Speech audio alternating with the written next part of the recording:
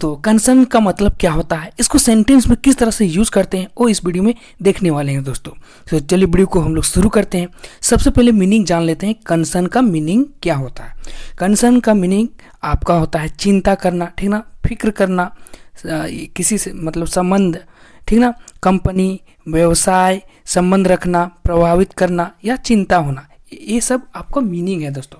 मतलब इसका खास मीनिंग है चिंता करना, फिक्र करना, ठीक है ना दोस्तों, और यह प्रभावित करना, ये सब इसका खास मीनिंग है। मतलब चिंता करना, फिक्र होना। तो मीनिंग हम लोग को पता हो गया दोस्तों कि कंसर्न का मीनिंग क्या होता है। अब सबसे इम्पोर्टेंट बात है इसको सेंटेंस में किस तरह से यूज़ करें। सेंटेंस में यूज़ करना ही सबसे इम्पोर्टेंट बात होता है दोस्तों। अगर आप इंग्लिश सीखना अच्छे से चाहते हैं और सेंटेंस में यूज़ करना नहीं जानते हैं, केवल मीनिंग जान लेने से नहीं होगा। तो देखिए सेंटेंस में किस तरह से यूज़ करेंगे। सबसे पहले हम लोग को जानना होगा कि पार्ट्स ऑफ स्पीच में किस तरह से बिहेव करता है। देखिए दोस्तों, यह पार्ट्स ऑफ स्पीच में तीन तरीके से बिहेव करता है दोस्तों। पहला है आपका वर्ब की तरह काम करेगा, दूसरा है आपका एडजेक्टिव की तरह काम करेगा, और तीसरा है आपका नाउन की तरह काम करेगा दोस्तों। तो जब वर्ब की तरह काम करता है तो किस तरह सारा फॉर्म रहता है दोस्तों।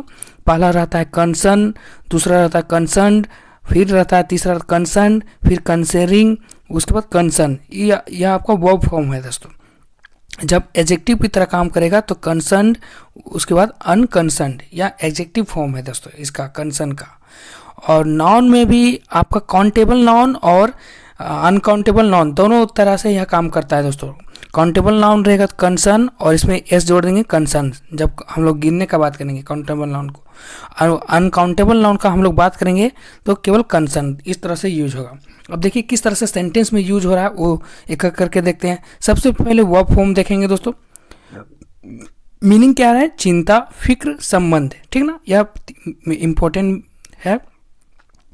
वर्ब फॉर्म क्या है, फर्स्ट फॉर्म है आपका concern, second form concerned, third form concerned, और V1 प्लस ING कंसर्निंग, और आपका सिंगुलर फॉर्म है कंसर्न। इस टाइप से इसको ध्यान से देखिए दोस्तों। अब देखिए सेंटेंस में किस तरह से यूज होगा। मीनिंग क्या है, चिंता, फिक्र, संबंध। This issue concerns all of us, यह मुद्दा हम सब से संबंधित है। तो कंसर्न्स यहाँ पे आपका क्या है, सिंगुलर फॉर्म में है, ठीक ना दोस्तों, मतलब आपका वर्ब की तरह काम कर रहा है। तो ध्यान से देखिए। अब देखिए she was deeply concern about the result, यहाँ पे आपका वर्ब की तरह काम कर रहा है दोस्तों। वह परिणामों को लेकर बहुत चिंतित थी। She was deeply concern about the result, ठीक है ना दोस्तों।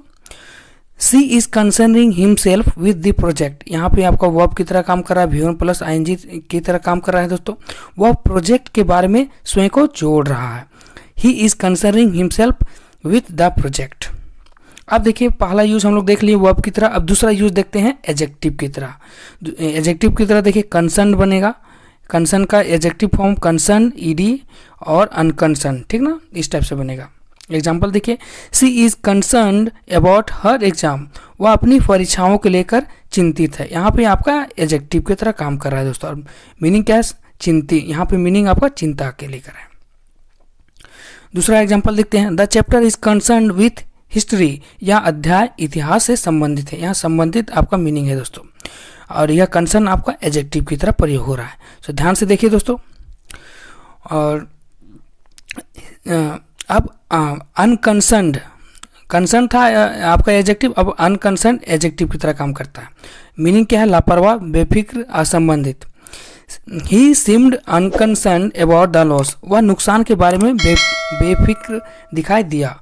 यहाँ पे अनकंसर्न आपका एडजेक्टिव की तरह काम कर रहा है। ध्यान से देखिए दोस्तों। दूसरा एग्जाम्पल देखते हैं, सी रिमेन्ड अनकंसर्न विथ पॉलिटिक्स, वह राजनीति से असंबंधित है रही, ठीक ना। तो सी रिमेन्ड अनकंसर्न विथ पॉलिटिक्स, वह राजनीति से असंबंधित रही। इस टाइप से कोई संबंध नहीं था उसमें, राजनीति से कोई लेना देना नहीं था। अब तीसरा यूज देखते हैं दोस्तों, जो बहुत ही इंपॉर्टेंट है, नाउन की तरह प्रयोग करेगा। नाउन में भी काउंटेबल नाउन और अनकाउंटेबल नाउन। काउंटेबल नाउन आपका सिंगुलर और प्लूरल दोनों का काम करता है, जिसको गिना जा सकते हैं। तो सिंगुलर फॉर्म होगा आपका कंसन और प्लूरल फॉर्म होगा कंसन्स, एस लग जाएगा, ठीक है ना, प्लस एस लगेगा तो प्लूरल बनेगा। और अनकाउंटेबल नाउन आपका केवल सिंगुलर फॉर्म में रहता है कंसन, इसका प्लूरल नहीं बनता है, यह ध्यान रखिए दोस्तों। प्लूरल फॉर्म अनकाउंटेबल नाउन का नहीं रहेगा। अब एग्जाम्पल देख लेते हैं। Pollution is a concern for the government. सरकार के लिए प्रदूषण एक चिंता है, ठीक है ना दोस्तों। यहाँ पे कंसर्न आपका नाउन की तरह काम कर रहा है, वह भी सिंगुलर नाउन की तरह काम कर रहा है। तो ध्यान से देखिए दोस्तों। Rising unemployment and poverty are major concern. यहाँ पे नाउन है, नाउन में भी काउंटेबल नाउन है, प्लूरल की तरह काम कर रहा है दोस्तों। आपका यहाँ कंसर्न एस लगा हुआ है, ध्यान से देखिए। बढ़ती बेरोजगारी और गरीबी बड़ी चिंताएं हैं। Rising unemployment and poverty are major concern, ध्यान से देखिए दोस्तों, इस तरह से यूज हो रहा है। अब देखिए अनकाउंटेबल नाउन की तरह किस तरह से यूज होगा वो देखते हैं। इसमें आपका सिंगुलर फॉर्म रहेगा। She has deep concern about her children. उसे अपने बच्चों की गहरी चिंता है। यहाँ पे आपका अनकाउंटेबल नाउन की तरह काम कर रहा है, ठीक ना, सिंगुलर फॉर्म में है। She was a deep concern about her children.